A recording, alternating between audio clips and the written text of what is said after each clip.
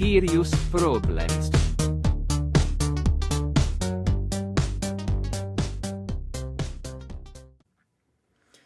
Yo, Jimmy, what's your skiers problem? Mate, my skiers problem is that we're trying to figure out what we had as a good skiers problem, and we realized that the last 5 episodes, our skiers problems have been how shit we are at skiing. So we need to find a better skiers problem, mate, because it's getting a bit the same thing. Wait, but every time. I've got a good idea for a skiers problem. We'll just try and be good again, and then we can actually say that we don't have a skiers problem anymore. That would be the best, mate. That would be the best. That's actually good tactics. Yeah. But it's just like when you see all these people like getting these medals and stuff, it's just kind of motivation, but also like kind of you hit the hard reality when you do the race. So yeah. To be honest, the Olympics are quite fun, and they're all fun in games, but it's also not so fun when you're not doing so well. It's a bit painful. But we're here to debrief today's sprint. Jimmy, you did today's sprint. I'm guessing it was challenging conditions. Yeah, mate. It's been tough. Like we could only go on the track an hour 30 before the race, and then an hour 15 before my race, the men's race. The track got closed, so then it was we had to be done with testing then. So I had tested skis, and skis were just not good enough. Yeah. And then I tried again. I asked the waxer to put more wax on, and but we couldn't test again. So it was just kind of a bit like, try them to sort it out. And I think lots of nations struggled with wax. I saw, like, of course, Austria, none of the guys qualified when they can be like really good. Canada, none of the guys qualified when we've seen Antoine Sia. I think he was 4th once in this sprint, not exactly in the same track, but in Val di Fiemme.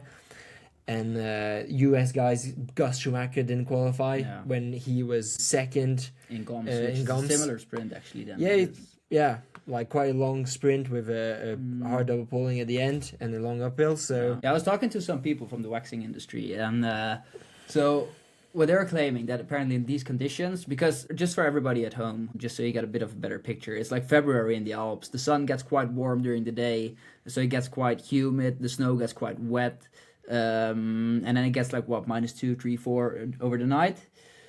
They prepare the tracks around midnight, maybe a little bit before midnight, and so what happens is you end up in the morning with an ice rink. Yeah, that's about it.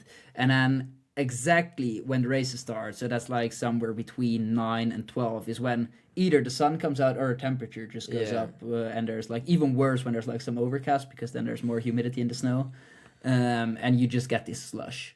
And it goes quite fast, actually, from being like super icy to being quite slushy. It's like quite often within like 20 minutes, you just go from this to this. And then the worst is you have some parts in the shadows, some parts in the sun. Yeah. So there's like multiple different conditions on the track. And the people in the waxing industry, they were saying that in these conditions, it's actually quite often just smart to use super universal waxes, even if they don't seem to be the best wax for a specific kind of condition. But I know that Swix, they were posting about how they were waxing KX55 and later KN22. So just waxes you can buy in every shop. And some of the most sold waxes on earth, probably. Yeah. And I think I heard a bird whisper somewhere. I think that the Czech go on Key 22 Universal Clister, and they seem to have really good grip, at least. Yeah, maybe, yeah. Or there's definitely lots of teams going on some like super standard waxes you buy in the shop. Yeah. So nothing like crazy like mix and because apparently when you just go too specific, there is a chance of not hitting what you need.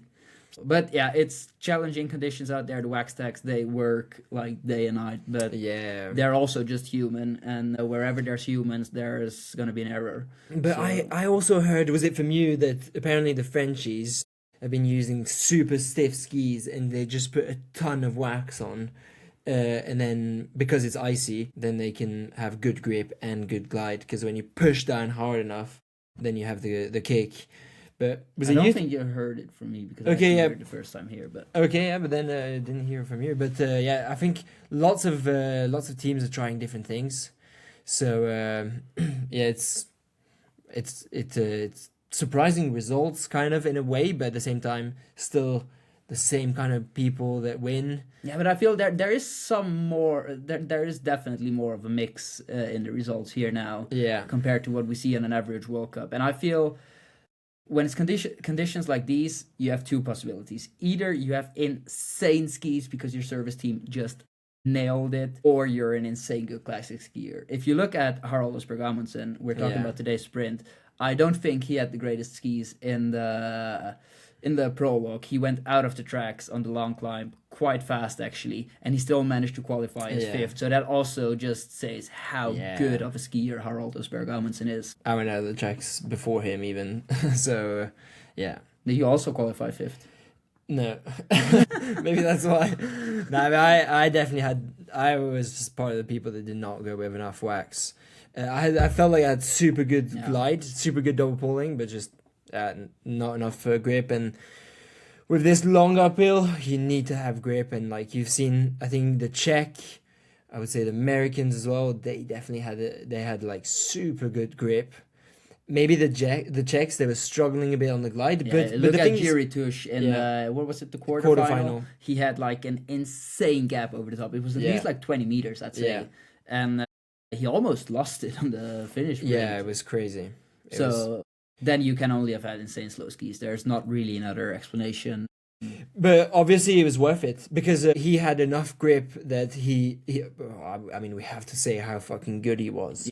He was so unbelievably good. And I think, it's cool to see like super young skier like this from a country that's been struggling a bit on the men's side. Like there's been Mikael Novak doing some good results, but yeah, since Lucas Bauer, we haven't seen like someone perform consistent on a world-class level. Yeah. True. So cool to see. I think there's lots more to see. The way he was skied the semi-final, I was like, this dude's gonna get a medal. He was so quick up there. But then you also did see in the final that going up that hill twice like that cost him a lot of energy because he was tired in the final. For sure. But that's something else I wanted to hit a bit is like the gaps that we've seen. Yeah, like insane. We can actually start with the women's race. So what was a bit surprising in the women's race? Was there any big surprises? Well, let's start with what was not surprising, and that's the top three of the prologue. Yeah. You see Lynn Swan on her first ever Olympic race, by the way. Lynn Swan ahead of Jonna Sundling, ahead of Maja Dahlqvist, so that's like a quite standard. Kristina Stova managed to qualify, but not as good as the Swedes, which was also kind of up to expectations. Julie Drivenes did an okay qualification, but not close to as good as she was in the heats afterwards. She came in fourth in the final. That's insane. Actually crazy. What's an outstanding performance we saw for the women's today in the qualification? Or I think I cannot think of anything like so crazy that happened, but there was definitely like the Germans. I think had a little bit less grip. Yeah, and so it was a bit of a shame to see.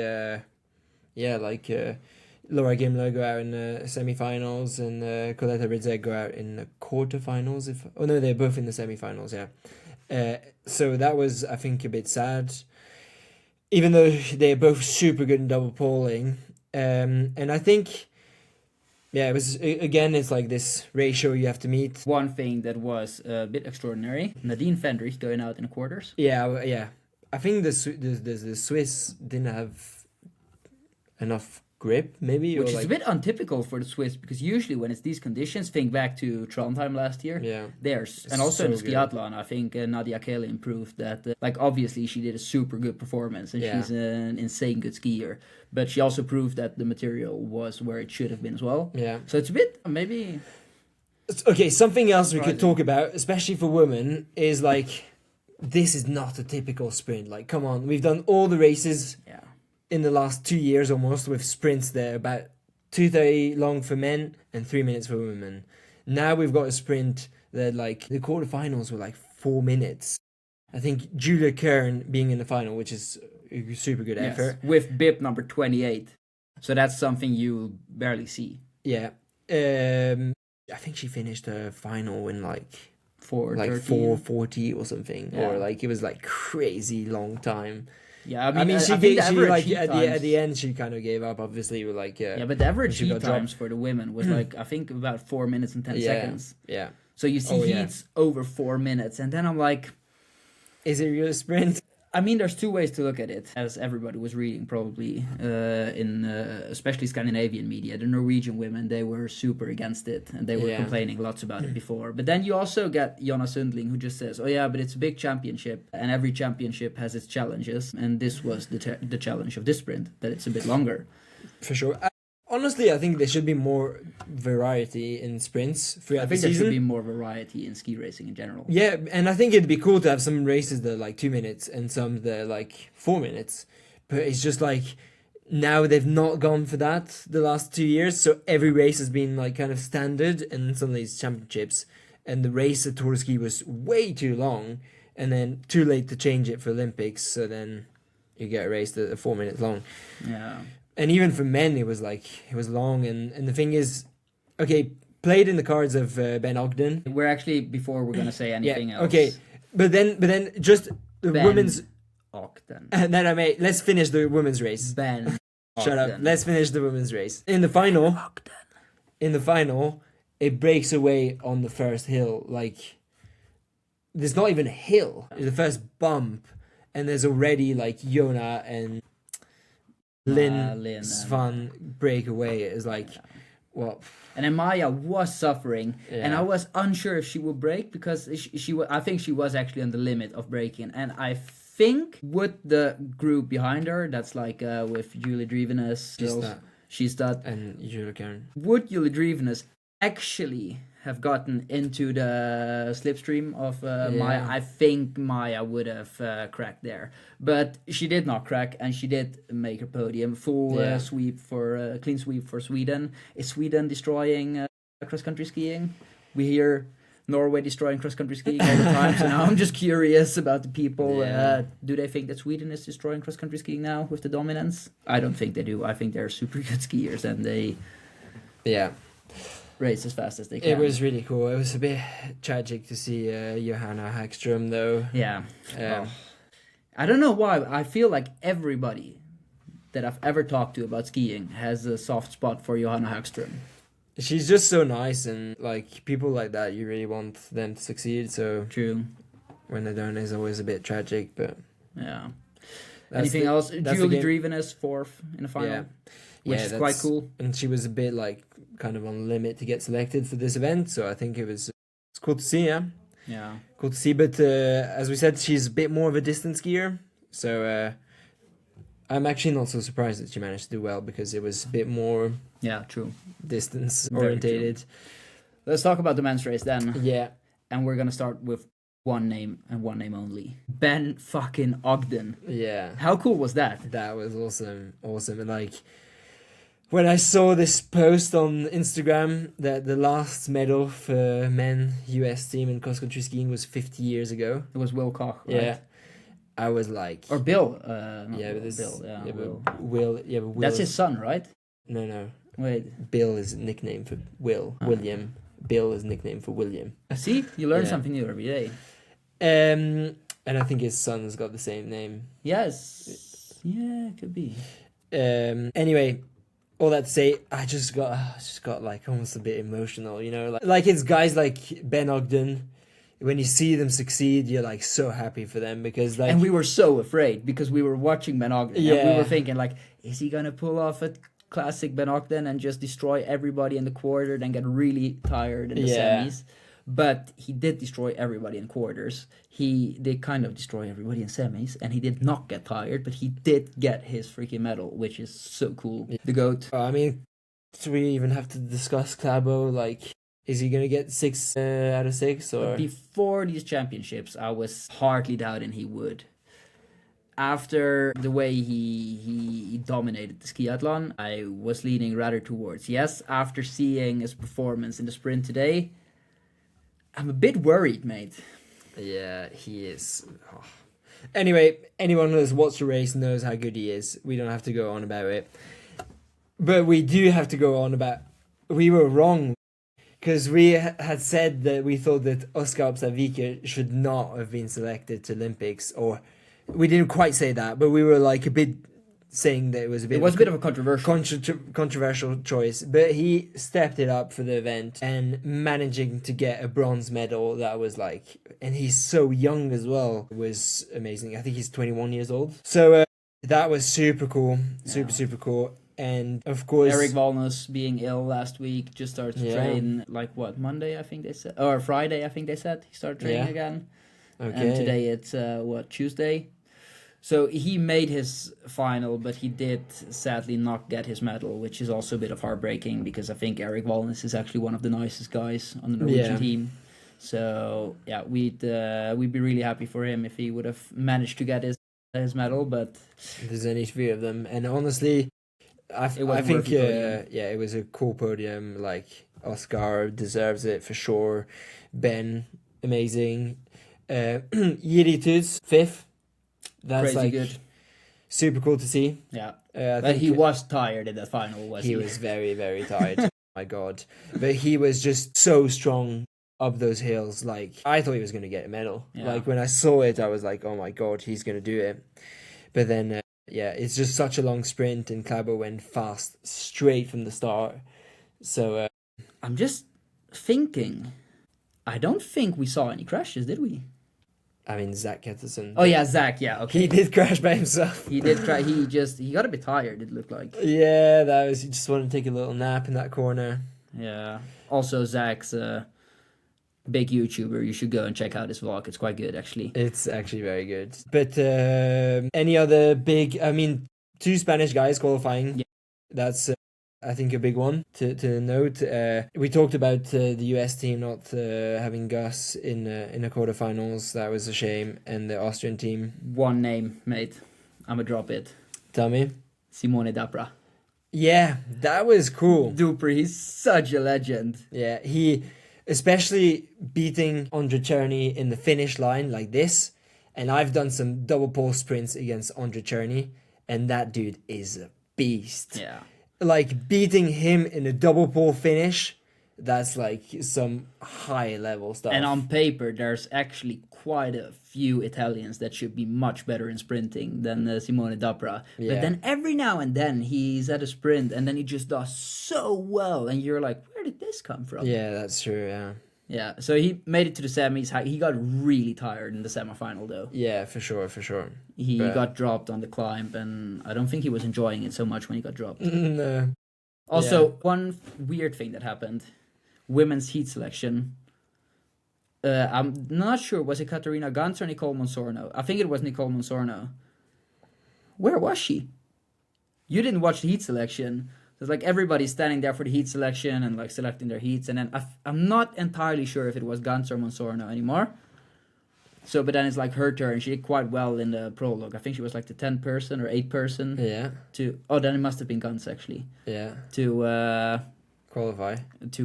So she got to pick her heat, and then it's like, where is she? Oh, she's not there. And then everybody was like, oh, this is a bit awkward. What do we do now? And then I actually don't know what they did then. At least she was not there. But that was a bit of a... Yeah, that's a bit of a weird one. Yeah, you're like, Olympics, heat selection, you probably want to be there. But yeah, also you hear when it is the day before and everything, and it's not so much you need to do after the sprint. Yeah. We'll have to ask her. Something else happened today. Tell us. It was not in cross-country skiing. Yeah. It was in biathlon. Yeah.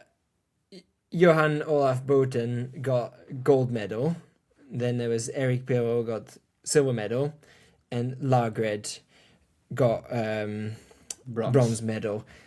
I think most of the Norwegian team was like, oh, we're like kind of dedicating this to Sivert Bakken, who tragically died last December. We haven't talked so much about it in the podcast, but yeah.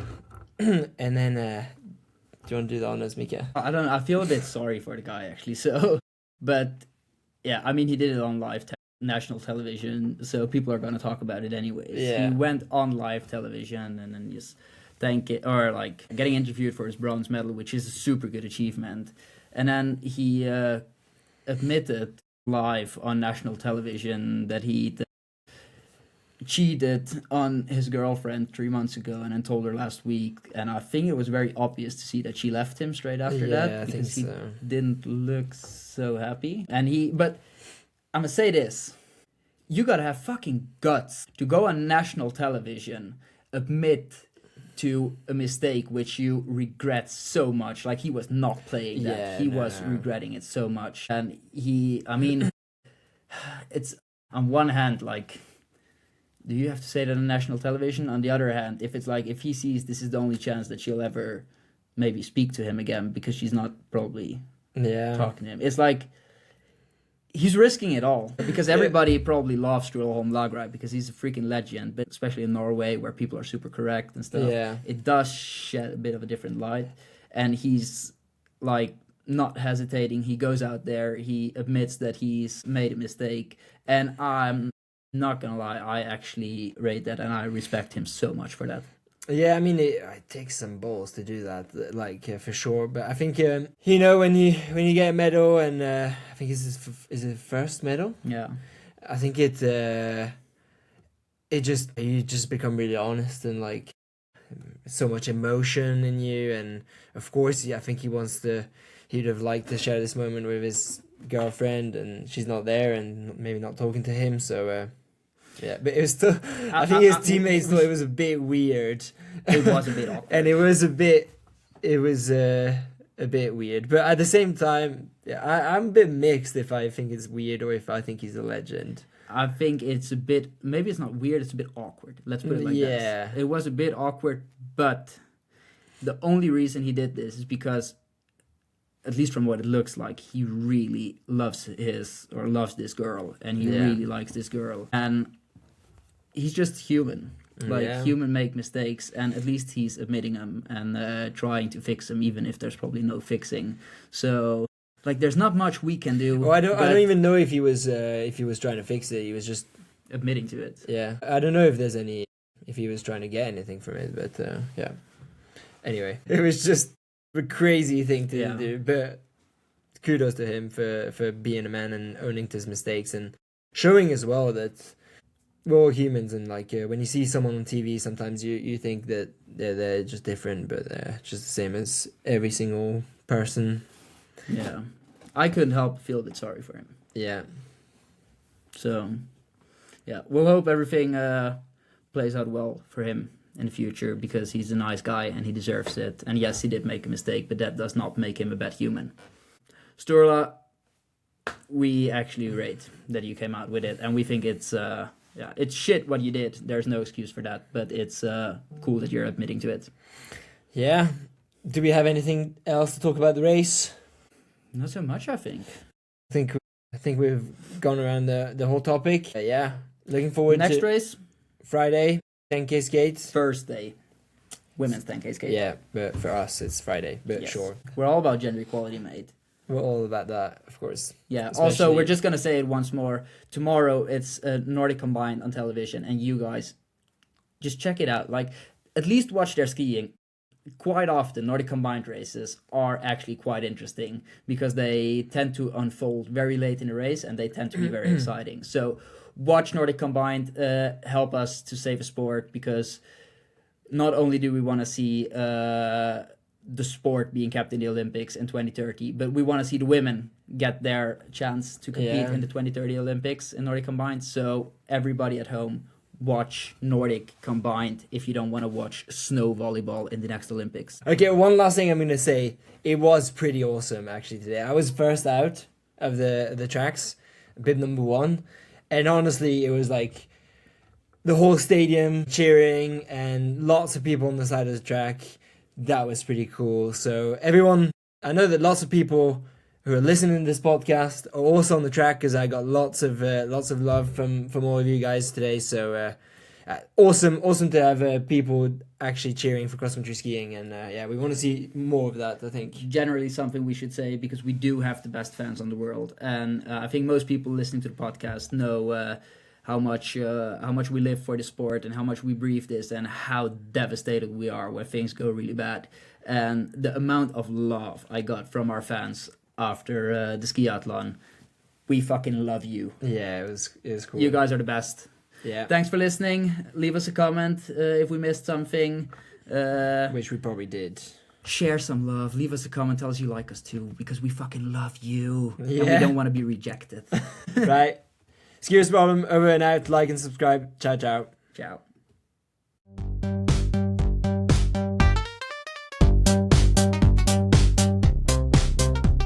Serious problems.